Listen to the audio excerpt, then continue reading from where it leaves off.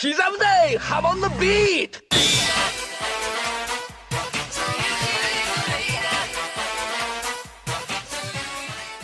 Welcome back to another JoJo chapter review. This time we'll be taking a look at the 15th and 16th chapters of Crazy Diamond's Demonic Heartbreak, the prequel to Part 4 starring Josuke and Hol Horse. This series has been going on for over a year now, and we've finally reached its conclusion. I have a lot to talk about, so let's get into the penultimate chapter. It starts off by going back to the confrontation between Hol Horse and Ryoko. She continues questioning him about what he knows about Kakyoin while Hol Horse tries to think about how to respond. We get a flashback to right after the scene where he attempted to shoot Dio. As he was running away, he found some of Dio's freshly harvested victims. After noticing that some were still barely alive, he at first tried to dismiss them for getting what they deserved. However, he isn't able to resist saving them and sends the three women away to the hospital.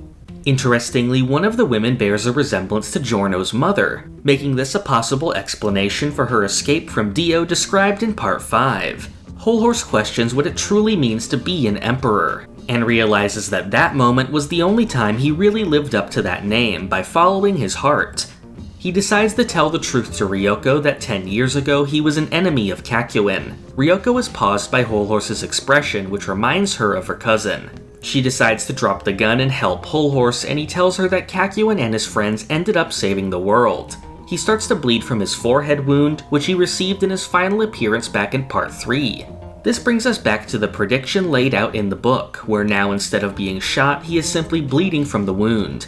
At the end of the chapter, the full group is reunited, with Hol Horse saying he thinks the wound will heal properly now. Overall, I think this was an excellent chapter, and probably one of the best out of the series. It focused almost entirely on Hol Horse's character, which I think has been the source of the strongest moments that have come out of the spin-off. I think it did a really good job of letting Hol Horse redeem himself and really be cemented as a hero. I think we also got a nice sense of closure to the Ryoko story, with her accepting what happened to Kakyoin. The 16th and final chapter released this month in May. This one came with a brand new color page to commemorate the finale. The chapter begins with an account of the history of Boingo's stand, Thoth. It says that it has existed throughout the past and changed forms over the years, moving from user to user. I really like this idea, and it lines up with a prediction I made earlier regarding Thoth, that it isn't necessarily tied to Boingo.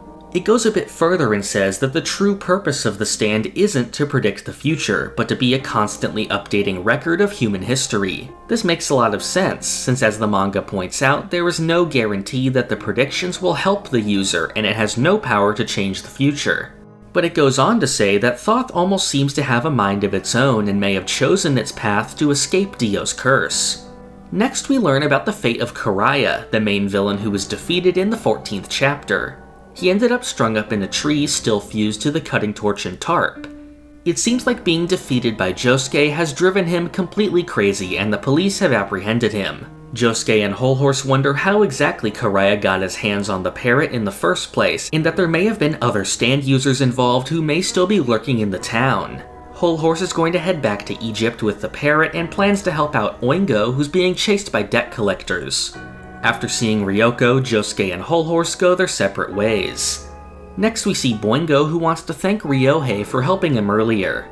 He accidentally drops the book, which ends up showing a prediction of Ryohei's imminent death at the hands of Aqua Necklace. Interestingly, Ryohei actually sees this and seems to understand it's about him.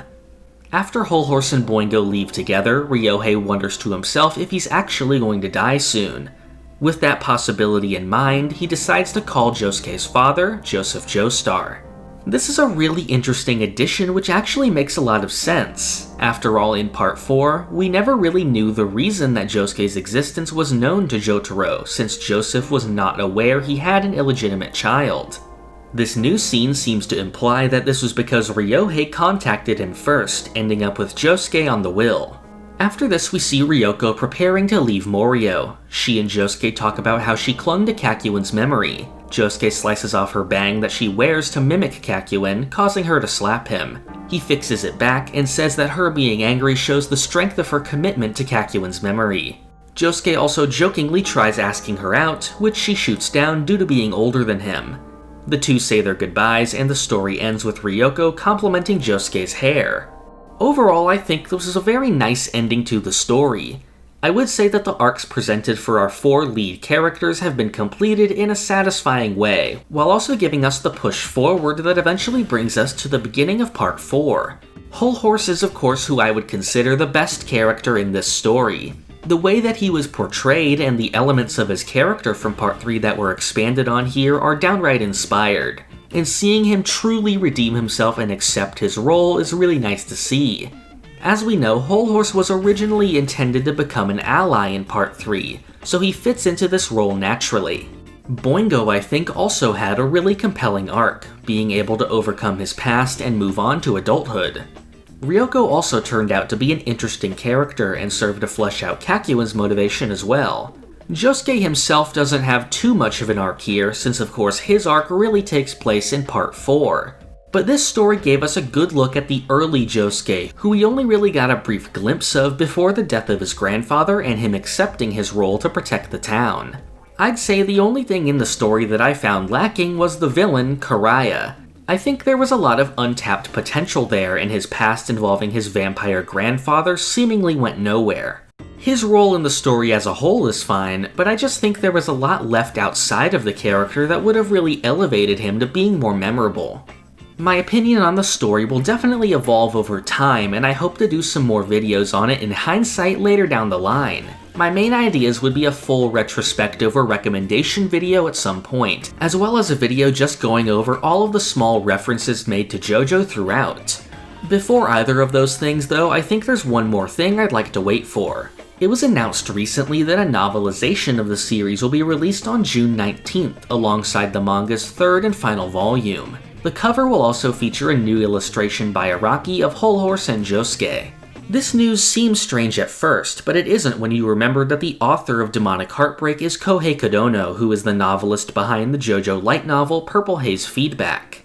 We do know that he has been planning this story for over a decade, so I believe that this novel is actually the story in its original form before being adapted into a manga by Karasuma. According to Karasuma, the novel has a lot more content that wasn't included in the manga due to time constraints, so I'm wondering if this will remedy a lot of the problems the manga might have and fill in a lot of the gaps regarding certain characters. The novel, oddly enough, also has an English title, although there's no news of any kind of localization. The cover features the normal Japanese title, as well as in English, Crazy Heartbreakers.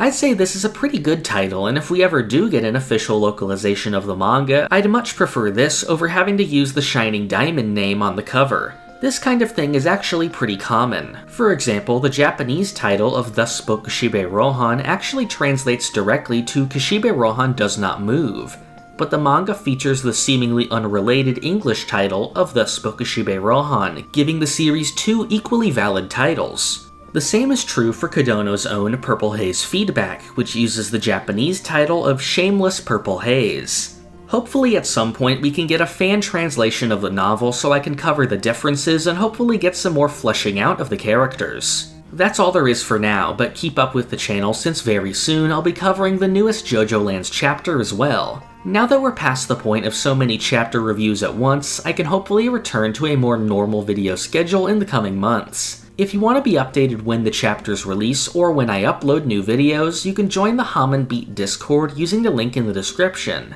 To receive rewards like Discord perks, uncut videos, and the opportunity to submit questions, you can support the channel on Patreon. We're actually running very low on patron questions, so I ask that anyone who is a patron submit as many questions as you want. There's no limit and you can submit them at any tier. Thank you for watching. This is the part of the video where I thank my $5 and up patrons. Thank you to Alex Ramirez, Doorbell, Crayon, Rigovids, Zucato, Pumpkin Doge, Marrow, Almighty Quarth, Oof, Cowrie, Halil, Gatlin Grove, Lime Jinjo, 17-Hit Combo, Sponge Cake, Cakext, Feliciano Rabaja, Rayana Meme, Christian McDonough, Navi, Emmanuel Etienne, Pulse Dog, Great Riek, D, Dr. Zombie, and Georgino Laws.